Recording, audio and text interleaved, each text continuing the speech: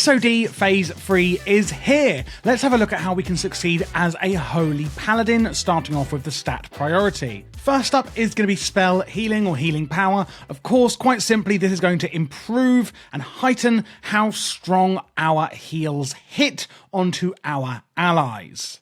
On the second, it's going to be intellect. This is actually going to give us a lot of mana. I believe it's 1 intellect equals 15 mana. And this is going to give us a small little bit of crit chance on the side as well. MP5 being after this is mana per 5 seconds and is going to be throughput for our mana regeneration even when in combat. After that, it's crit chance on its own, of course, giving us a chance to double the heal we put out. And lastly, spirit, which is bottom of the pile. Rubbish, unfortunately. Put it in the trash. It's only going to be when we're outside of combat that we are regenerating mana through spirit, and therefore we don't really care, and therefore it's our last priority on the list. For something a bit more exciting then, what talents and runes are we going to be taking in Phase 3? It's going to come as no surprise, most of our points are going into the Holy Tree, seeming as we are a Holy Paladin. Starting off, we have a fantastic talent called Divine Intellect, increasing our overall intellect by 10%.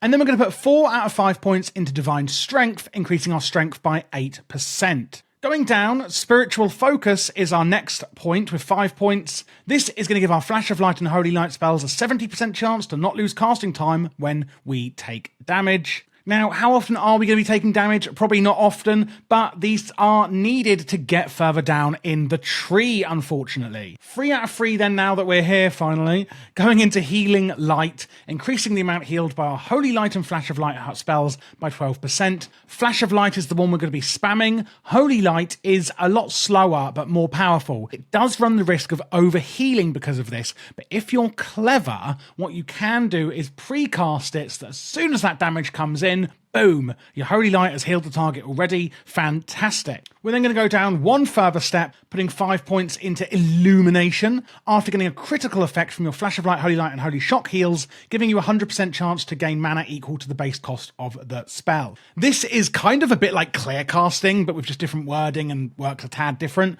But basically, whenever we get a crit, it gives us a chance that we can get all of that mana recouped from the spell we've cast. 2 out of 2 going into Improved Blessing of Wisdom, improving the effect of Blessing of Wisdom and therefore more mana by 20%. 1 point going into Divine Favour, a 2-minute cooldown. When activated, giving your next Flash of Light, Holy Light, or Holy Shock a 100% critical effect chance. Then using that, we're then of course going to get the mana recouped from that crit spell that we're using. So these actually synergize really well together. 5 out of 5 here into Holy Power, increasing the crit then of our holy spells. Again, with the talents we've just used, this makes perfect sense. And Holy Shock, being on a 30-second cooldown, we can blast the target of holy energy, causing 200 to 300 holy damage to an enemy or some healing to an ally. You can use this on cooldown. It's pretty simple, and we can use this, well, on cooldown. Now that we've got to the bottom of the tree, where are the rest of our talents going to go? I'm going to put 5 out of 5 into Improved Devotion Aura, increasing the armor bonus of that aura by 25%, and 5 out of 5 into Improved Blessing of Might, increasing the melee attack power bonus of your Blessing of Might by 20%. These aren't really for you, they're actually so that you can be selfless for once in your life and actually improve the stats on your party. Looking on the runes then, first of all on the hand rune, it's going to be Beacon of Light. This is going to put a beacon on an ally within 40 yards. Any heal you cast on party or raid members will also heal the beacon for 100% of the amount healed. Only one can be, of course, a beacon of light at a time. This quite literally is going to duplicate all your heals onto that person. Put it onto a tank, put it onto whoever you like that's going to need healing consistently so that you don't actually ever really have to heal them. This is, of course, fantastic and is the bread and butter of Holy Paladin. We're putting Divine Sacrifice on the legs. 30% of all damage taken by party members within 30 yards is redirected to the Paladin. Damage which reduces the Paladin below 20% health will break the effect and grant the Paladin 10% increased damage and healing done for 10 seconds. Divine Sacrifice can't be used while you are under the effects of Blessing of Protection, Divine Shield, etc, etc. This is quite nice, I guess, at redirecting damage. It's not one of my favourite things in the world, but we have it anyway. On the chest then, it's going to be the Horn of Lordaeron. The Paladin blows the horn, which increases total strength and agility of all party members by 6, lasting 2 minutes,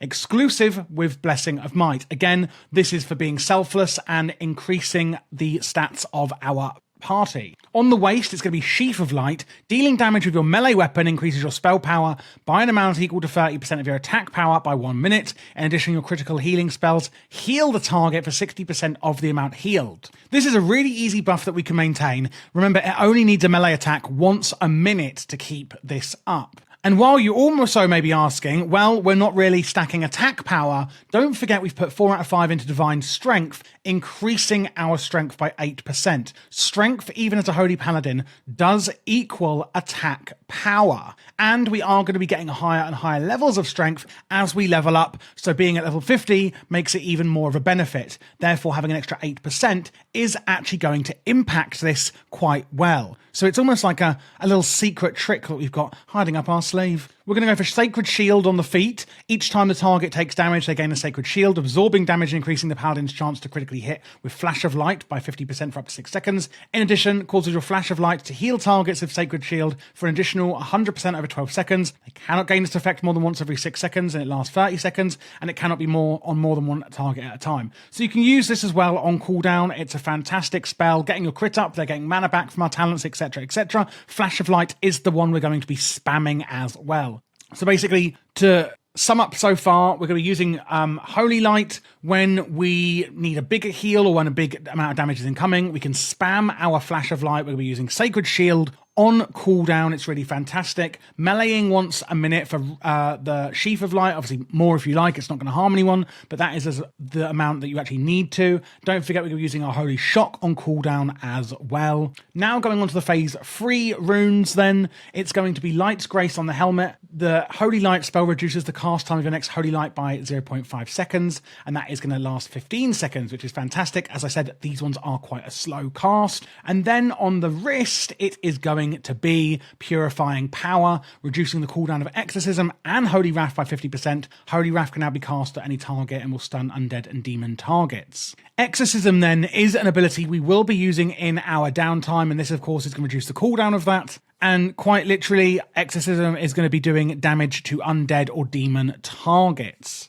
And that is pretty much it. That is how we're going to play Holy Paladin in Season 3, Phase 3 even, of SoD. Regarding the rotation, if you are wondering, basically just do what I've just said regarding Holy Light, Flash of Light, Holy Shock, Sacred Shield, etc. You really don't have that many that we're going to be using. Don't forget, of course, to get your blessings out and use your Beacon of Light where applicable, as well as using your Horn of Lordaeron. And that's it, guys. If you do need any more help or questions, please do join the Discord. We've got a really active and friendly community, especially to beginners, and we also have players playing together. If you want to go one step further, you can support the channel by joining my Patreon, and there's a link in the description for that, where you're going to get a ton of behind-the-scenes content, blogs, guides before anyone else, imports for things like LVY details and voodoo, etc. And there's a secret Patreon channel in the Discord where I can help you set up all of those things or answer questions in there as well. Thanks for watching and have fun in SoD Phase 3.